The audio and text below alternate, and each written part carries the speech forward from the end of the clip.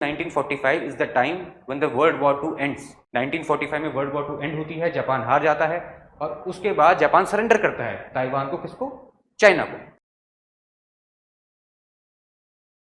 So hello everyone, आज हम equation science में टॉपिक पढ़ेंगे ताइवान। अब ताइवान क्यों पढ़ना है हमें? सो आप अगर अभी देखेंगे, so the world has shifted its gaze from West Asia to China.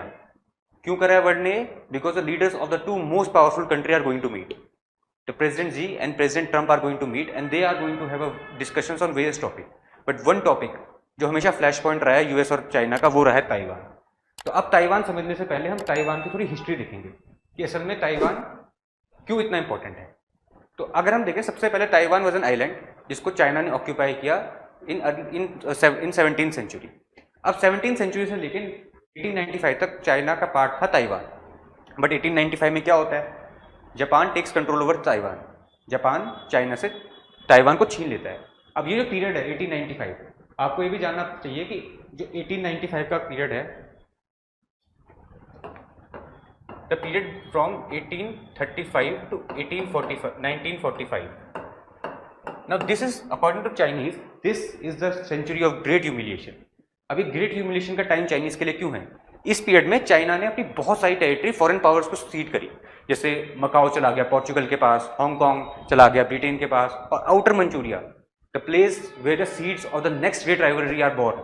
जो रशिया चाइना का हम देखते हैं इतनी दोस्ती है, अगली राइवलरी जो रशिया और चाइना की होगी वो आउटर मंचूरिया में ही होगी, क्योंकि outer Manchuria was taken from China during this phase, the period of great humiliation, century of great humiliation.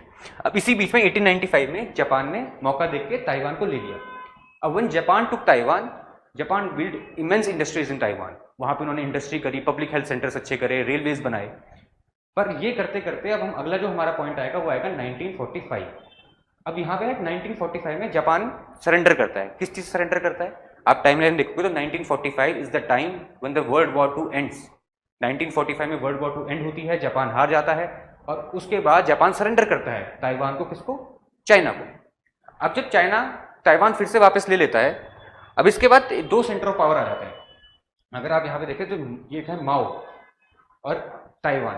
तो जो मोनार्की थी चाइना में, उनकी लड़ाई हो जाती है माओ से। Mao was a Marxist, Mao was a communist. अब इस फाइट में माओ जीत जाते हैं, तो Mao takes control of the Chinese mainland. जो चाइना का मैप हम आज देखते हैं उसका कंट्रोल माओ को मिल जाता है। और जो हारी हुई पार्टी होती है, द कुओमिंटान नेशनल पार्टी, वो रिट्रीट करती है। कहाँ रिट्रीट करती है?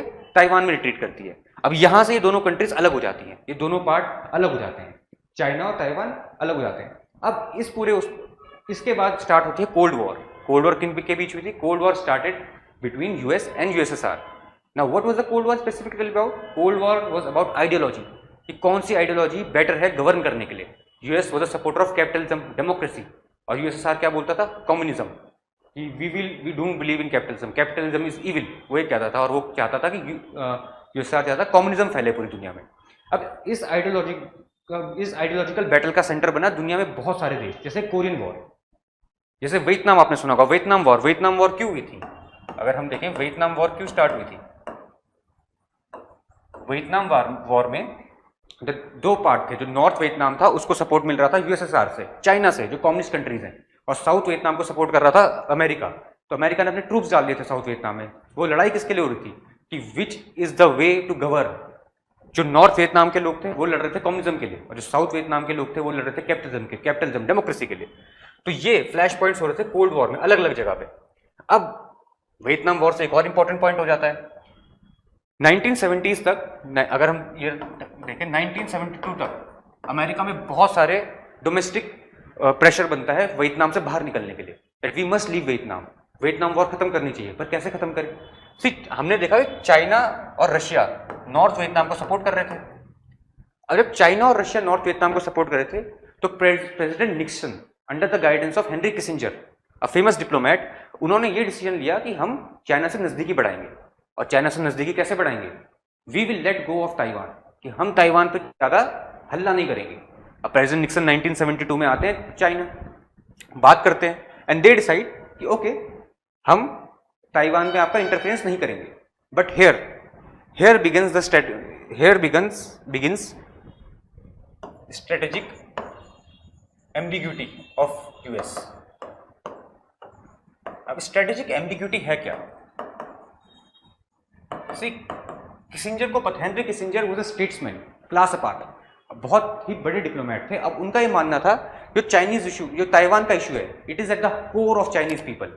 चाइना की नेशनल प्राइड है ताइवान। तो अगर हम ताइवान में ज्यादा फोर्स करेंगे, if we push China too hard, तो चाइना अटैक करेगा ताइवान पे। और अगर हम ताइवान को छोड़ देंगे तो अब प्रॉब्लम होगी। ये प्रॉब्लम यूएस जानता था, उस प्रॉब्लम के बारे में देखेंगे। तो इसलिए अमेरिका ने क्या स्ट्रेटजी अपनाई? स्ट्रेटेजिक एम्बिग्यूटी, कि हम ये नहीं बोल रहे हैं कि ताइवान सेपरेट कंट्री है, हम रिकॉग्नाइज कर रहे हैं, पर हम ये भी बोल रहे हैं कि there should be no violence, China attack नहीं करेगा ताइवान को। अब आगे जाके इसी में आगे जाके हम देखेंगे कि यूएस एक एक्ट पास करता है, ताइवान रिलेशंस एक्ट। अब ताइवान रिलेशंस एक्ट क्या था? इस एक्ट में यूएसए कहता है कि we will sell arms to Taiwan, we have a right to sell arms to Taiwan, मतलब कि हम ताइवान को हथियार देंगे। अब हथियार किसके लिए देंगे भाई? ताइवान को खतरा किससे है? चाइना से ही है। चाइना ही बोलता रहता है कि हमें ताइवान कब जाना है, ताइवान कब जाना है। तो अगर हम अब ताइवान की एक स्ट्रेटेजिक लोकेशन देखें कि क्यों इतना बड़ा गैम्बल हो रहा है, क्यों इतनी बड़ी एक तरह से कन्फ्रंटेशन हो रही है चाइना और यूएस में। अब आप ये देखिए line, this is the first island chain, ये फर्स्ट आइलैंड चेन है। What is the meaning of first island chain? अब आप देखिए कोई भी पावर है, China is trying to be a super power right now, China is trying to compete with US. China चाह रहा है कि हमारा नाम यूएस के साथ साथ आए।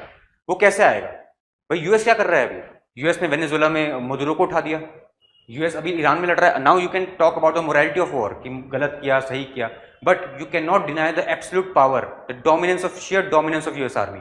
US is fighting 2 oceans across, it is projecting its power from Pacific to Atlantic to Indian ocean. तो यूएस के पास ही पावर है, क्या चाइना के पास ही पावर है? अभी नहीं है, but China wants to be this powerful.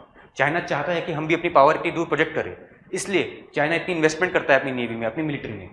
अब पर उसमें सबसे बड़ा रोड़ा क्या है? What is the greatest obstacle? This first island chain.